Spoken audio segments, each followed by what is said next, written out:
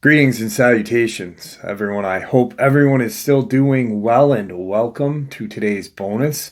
Before we jump on into it, a couple quick links.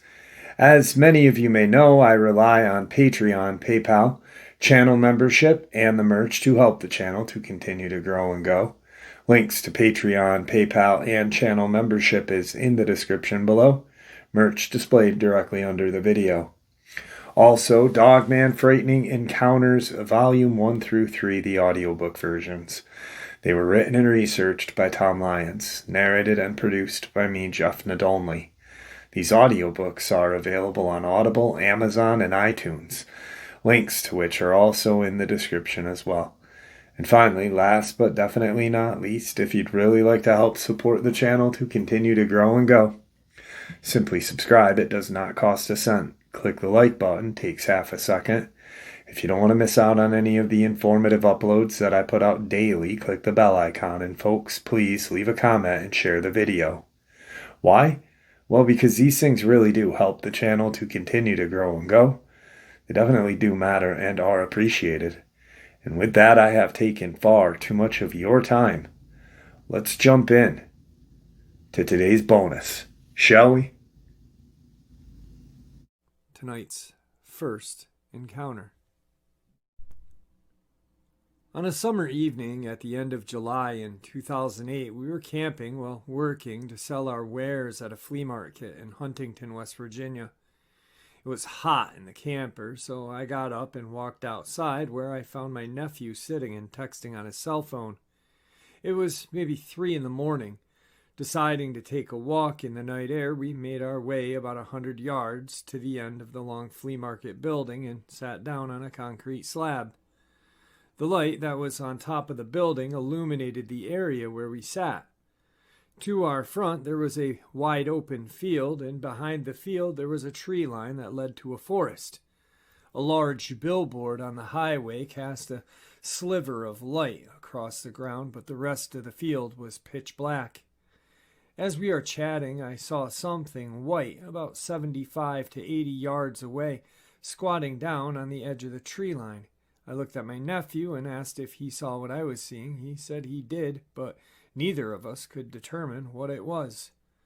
This creature started to emerge from the tree line. It came out about 20 feet, almost crawling to stay close to the ground. When it reached the edge of the sliver of light that was streaming across the field, it paused for a second, never breaking its gaze on us. When it reached that edge of that light, it leapt, elongating its body to move through the light in one movement, and landed in the darkness on the other side, still maintaining its stare. The time in the light allowed me to see it more clearly. Its body was long, gangly, slender, and a pale white.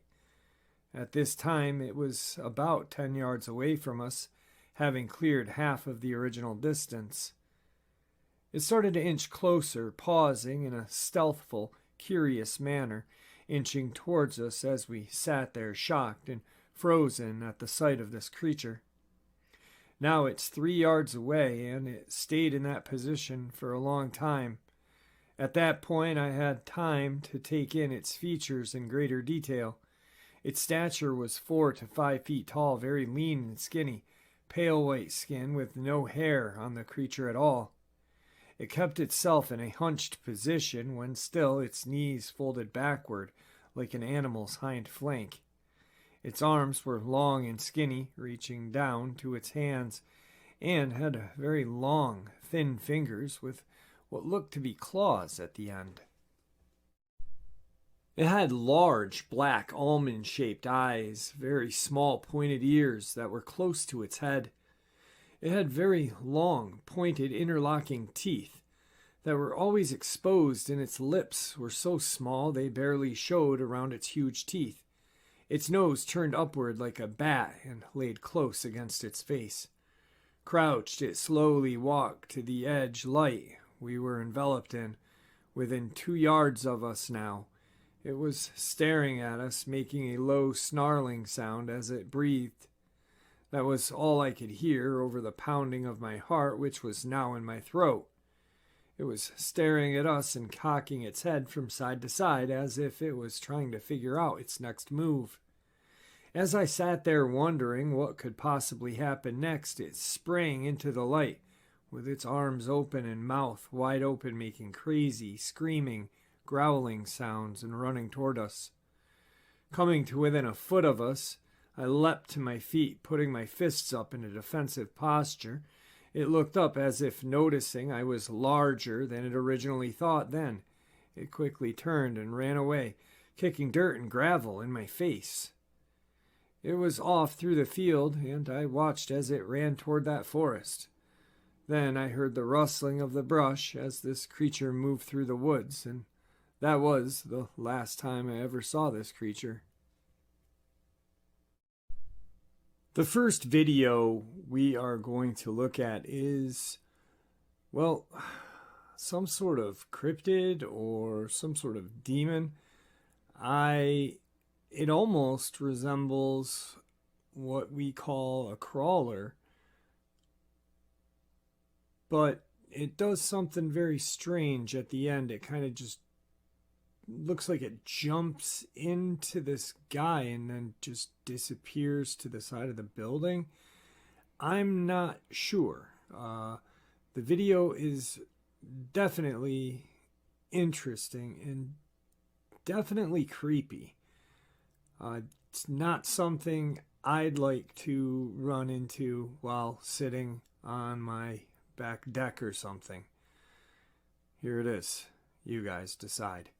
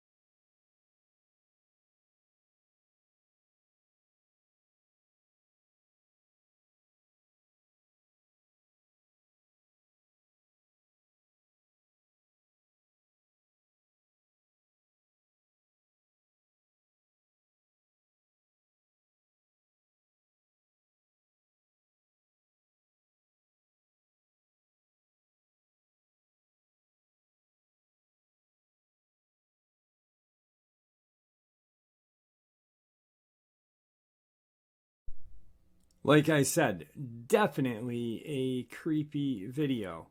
Not really sure what it is. I guess I would call it a crawler. And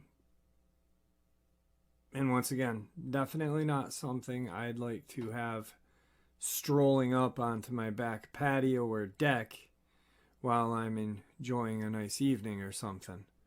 On to tonight's second encounter. I live in the United Kingdom, and I was young at the time of this event. I was about 11 years old and was taking a walk in the woods with a good friend of mine who I still know to this day. At the time, I lived in a small village in the south of England. My friend lived in the village next to mine, and I was over at her place for the day. She lived in an old-style Victorian house which was separated from the rest of the village by a woodland area about 2 miles deep. They were, and still are, quite posh and pretty well off. There was a small country road that went around the side of the woodlands and connected their house and the village, but when walking we always cut through those woods as it was so much faster. Right at the edge of the woods before the rest of the village was a livery yard where there were lots of horses we used to go and sneak apples to and pet, and that day we were on our way to do this. Once we reached around the halfway point through the woods, there was a small clearing in the trees. We stopped to use the rope swing. On the edge of the clearing, my friend was pushing me on the rope swing when we heard something in the woods howl. I remember distinctly the fact that it did not sound like a regular dog howl. I've grown up in a family with lots of large dogs, and this didn't quite sound the same. It sounds silly, but it just didn't sound right. Normally, I wouldn't really take much notice and pass it off as someone out walking their dog, but I looked at my friend and she looked nervous and frozen in place. It was that sort of moment when your instincts are trying to figure out whether it's a real threat or not. I don't know how else to describe it, it just sounded perfect, almost like it was a fake sound effect being played. We don't have wolves or anything similar in the United Kingdom, so it had to have been a pet dog, but it just howled once perfectly, and then it stopped. There was nothing, no barking, no other howls, not even the sound of any movement in the woods. It was just dead silence. After a few seconds, without talking, we sort of both silently agreed to get a move on and not delay any further. We walked onwards without talking. A while later, with about a quarter of the way left to go, my friend stops suddenly in front of me and points at the trees in the distance in front of us. I looked and I could see in the distance something that looked like a wolf, but so much larger, standing and staring right at us. It was a little ways away, so I don't exactly have any specifics, but it was at least as tall as my 11-year-old self was. Each paw planted firmly on the ground, a dark brown shaggy body positioned directly at us. Its ears standing straight up, and I remember vividly it having yellowish amber-colored eyes. I know domestic dogs can have light brown eyes that can kind of look orangey, but I've never seen one with yellow eyes, which is something that has always stuck with me. We're sort of stuck there for a while looking at it until it eventually backed off into the woods. I remember it didn't turn around and walk away. It walked slowly backwards in a sort of unnatural, uncomfortable way till it was out of view. It just struck me as odd. We obviously weren't a threat to it. It was so massive. It also had decided it didn't really want anything to do with us, as it wasn't coming after us. Normally, if a dog isn't interested in a toy, it would just turn around and walk away, but it just backed off unnaturally, like it didn't know what it should be doing. After that, we ran back in the direction we had come from, all the way back to her house. We were much closer to the village, but at that point, there was no way we were going that direction. That wolf thing disappeared too. It could have been a normal dog, but this thing was far too massive. It had bright yellow eyes and no owner in sight. Even if it was a massive stray dog, these sort of things don't really go unnoticed, as unlike places in America with lots of wide open spaces. In England, you are never more than a couple of miles away from somewhere inhabited, and people are always walking through the countryside. So surely anything living should have been caught at some point, or at least been made aware of. As well as this, things like wolves just simply don't live in the United Kingdom, so that can't be a possibility, even though it was much bigger than a normal dog. Maybe what these young ladies saw was some sort of dire wolf, or possibly a dogman, walking quadruped. I'm not really sure, but imagine being 11 years old and seeing something that massive, larger than your own self. My God, that's terrifying. On to tonight's second video. Tonight's second video is something that no urban explorer or kind of anyone that is hiking and kind of walks up on an abandoned building or home wants to see. A door wide open and something walking across the way. It's definitely a chilling footage. I don't like it. It literally gives me the chills because I love to explore rural or urban buildings that have long been abandoned And I always, every time I do it, I get a chilling kind of feeling like something is in that building with me. And this is one of those times. It is terrifying. You guys decide.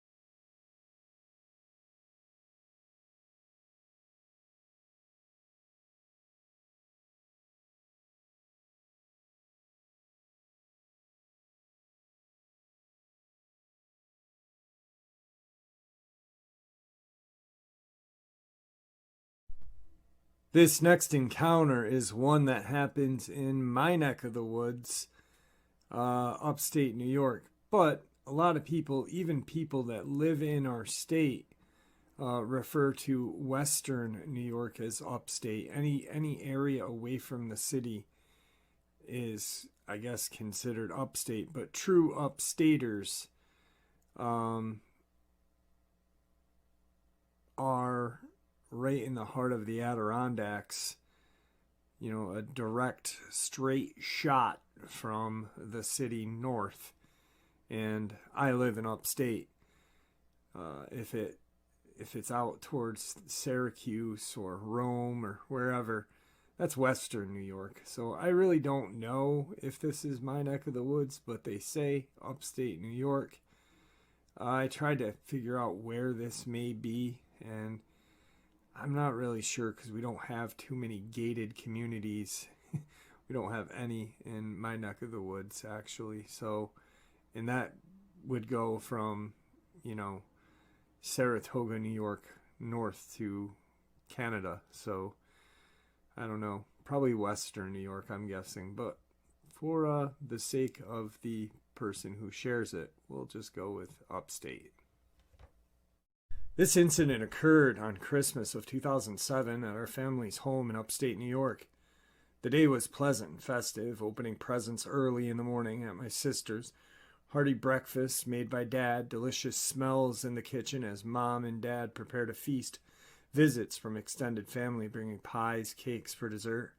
At around 2 p.m., we sat down to eat, then lazed out for the rest of the afternoon into the evening. At about 8 p.m., everyone had left and the food was all put away for round 2 the following day. I decided to head over and visit a friend in the next village. The drive would be 10 minutes if I took the back roads to get there, so I did.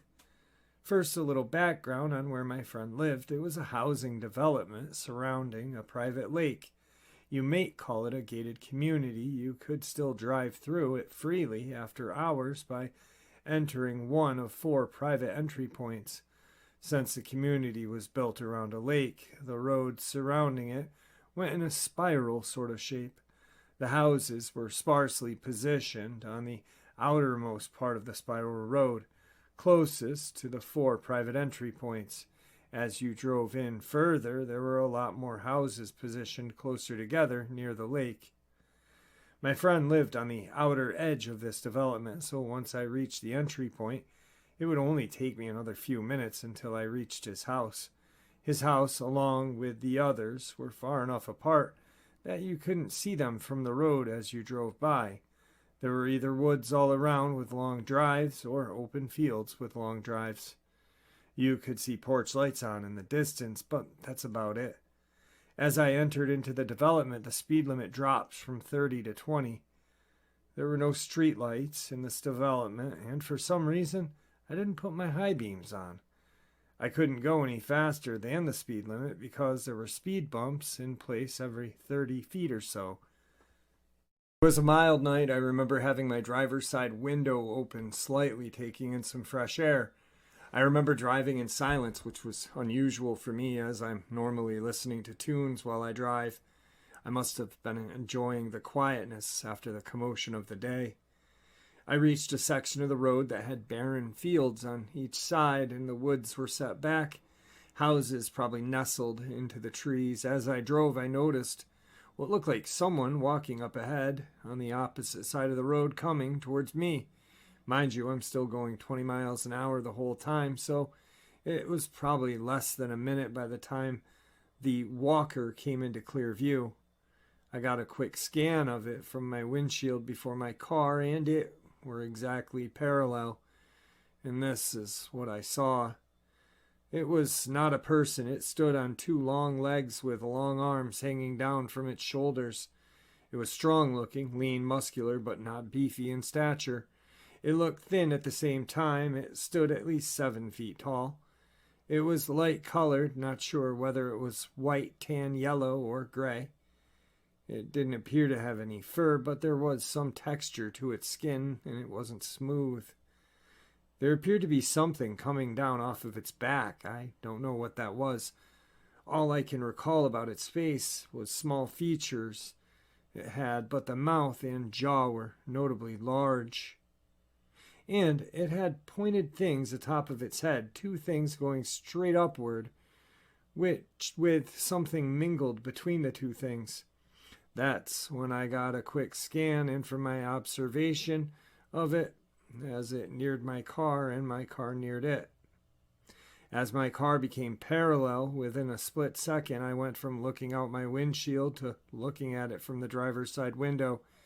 In that moment, its face quickly peered down at me, and all I remember was its mouth opened wide. Out came a remarkable scream that I will never forget. It gives me chills just to think about it. It consisted of a high-pitched, shrill shriek, enveloped by a deep guttural growl. Both sounds happened simultaneously in that scream. I kept driving the whole time this was all happening, so fast that I didn't even have time to have a chance to be scared or shocked or anything. I continued driving and went past my friend's house and drove home.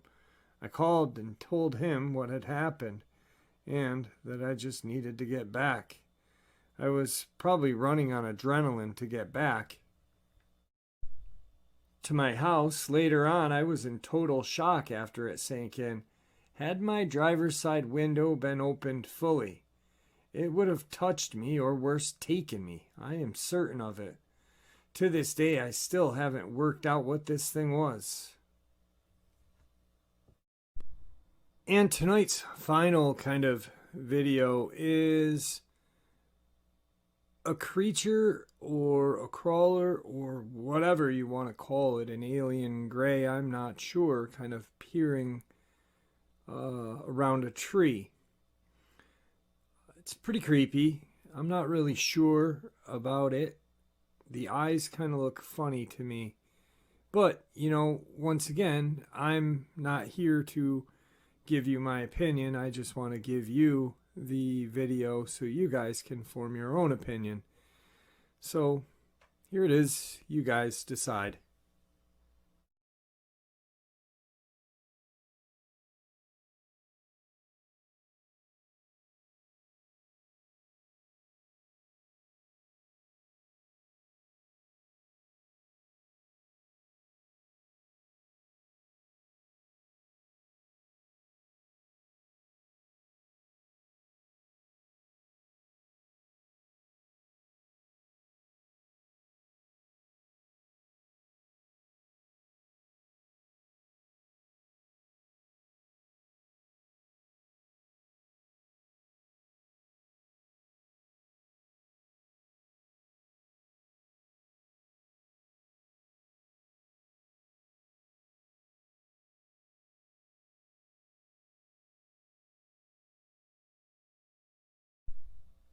Like I said, guys, I'm not sure, but I'm really not. I don't want to give you guys my opinions so that I take away or add something to your decision. That's why I'm not sharing what I think. Now, for tonight's final encounter. This happened to me last August when I was driving down from Washington to San Diego with some friends. The three of us were camping in cool spots along the way. At one point during our trip, we stopped to camp for the night near the Sierra Nevada mountains. My friend had heard that sunrise reflection over the mountains was beautiful, so we decided to wake up at around 5 in the morning the next morning to watch. That time came, and we reluctantly left our tent and walked about 10 minutes from our pretty remote campsite over a long road and stretch of desert with a great view of the mountains. We stood there for maybe 20 minutes. Then, as I was looking across the distance, something caught my eye. It seemed to be some type of animal, but a weird size and super white. At first I thought it was a rabbit, but then decided that there was no way it was far too large for a rabbit.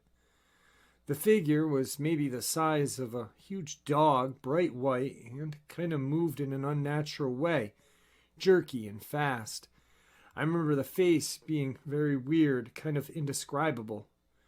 It gave me goosebumps as I stared at this thing, trying to figure out what I'm looking at. I looked over to my friends and asked them if they could see the thing as well. When I looked back, I couldn't see it anymore. Neither of my friends had seen the creature, but they shared a look, and one of them did, a motion like two fingers walking on his arm. The other nodded, and they told me they didn't know what it was, but we should just go back to our campsite.